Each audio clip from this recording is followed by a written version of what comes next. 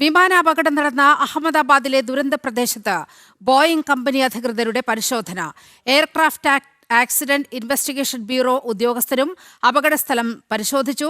ആഭ്യന്തര വകുപ്പ് സെക്രട്ടറിയുടെ നേതൃത്വത്തിൽ അന്വേഷണ സമിതി യോഗം നാളെ നടക്കും. വിവരങ്ങളുമായി ജിഷ്ണു കൃഷ്ണൻ ചേരുകയാണ്. ജിഷ്ണു, വിമാനാപകടം നടന്ന സ്ഥലത്ത് വലിയ പരിശോധനയാണ് നടക്കുന്നത്. ബോയിംഗ് കമ്പനി അധികൃതരുടെ പരിശോധന പുരോഗമിക്കുകയാണ്. വിവരങ്ങൾ എന്തെല്ലാം?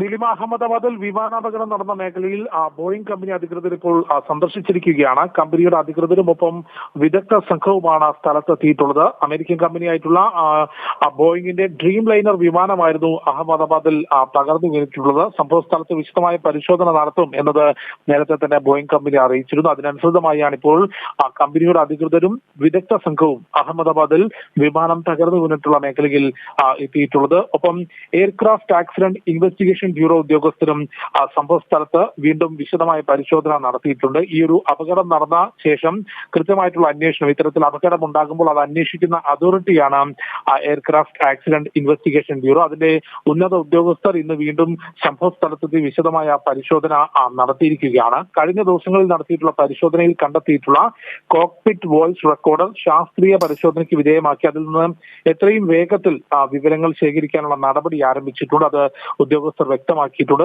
കാലതാമസം എടുക്കുന്ന പ്രോസസ്സാണ് എങ്കിൽ പോലും എത്രയും വേഗത്തിൽ അതിൽ നിന്നുള്ള വിശദാംശങ്ങൾ ലഭ്യമാക്കാനുള്ള ശ്രമം ആരംഭിച്ചു എന്നുള്ളതാണ് ഉദ്യോഗസ്ഥർ വ്യക്തമാക്കിയത്. ഒപ്പം അപകടം അന്വേഷിക്കുന്നതിനായി നിലവിൽ കേന്ദ്ര സർക്കാർ രൂപീകരിച്ചിട്ടുള്ള വിദഗ്ധ സമിതി, ആഭ്യന്തര വകുപ്പ് സെക്രട്ടറിയുടെ നേതൃത്വത്തിലുള്ള അന്വേഷണ സമിതി നാളെ യോഗം ചേരും എന്നാണ് ഇപ്പോൾ അറിയിച്ചിട്ടുള്ളത്. ഈ സമിതിയോട് 3 മാസത്തിനുള്ളിൽ അന്വേഷണ റിപ്പോർട്ട് സമർപ്പിക്കാനുള്ള ഒരു നിർദ്ദേശം കേന്ദ്ര സർക്കാർ നൽകിയിരുന്നു. അത്തരത്തിൽ വിവിധ തലത്തിലുള്ള അന്വേഷണങ്ങളാണ്. എന്തുകൊണ്ട് ഇത്തരത്തിലൊരു അപകടം നടന്നു, അപകട കാരണം എന്താണ്, ഇനി ഭാവിയിൽ ഈ അപകടത്തിന്റെ പശ്ചാത്തലത്തിൽ ഭാവിയിൽ സുരക്ഷാ ക്രമീകരണങ്ങളിൽ എന്തെല്ലാം തരത്തിലുള്ള മാറ്റങ്ങൾ ശ്രദ്ധ നൽകേണ്ടതുണ്ട് തുടങ്ങിയിട്ടുള്ള ഉത്തരങ്ങൾക്ക് വേണ്ടി വിവിധ തലത്തിലുള്ള അന്വേഷണമാണ് അഹമ്മദാബാദ് വിമാനാപകടവുമായി ബന്ധപ്പെട്ട് നടക്കുന്നത്. അതിന്റെ പശ്ചാത്തലത്തിലാണ് എയർക്രാഫ്റ്റ് ആക്സിഡന്റ് ഇൻവെസ്റ്റിഗേഷൻ ബ്യൂറോ ഉദ്യോഗസ്ഥരെത്തിയിട്ടുള്ളത്. ബോയിംഗ് കമ്പനി അവരുടെ ഡ്രീം ലൈനർ വിമാനമാണ്, ലണ്ടനിലേക്ക് പറഞ്ഞ വിമാനമാണ് തകർന്നു വീണത്.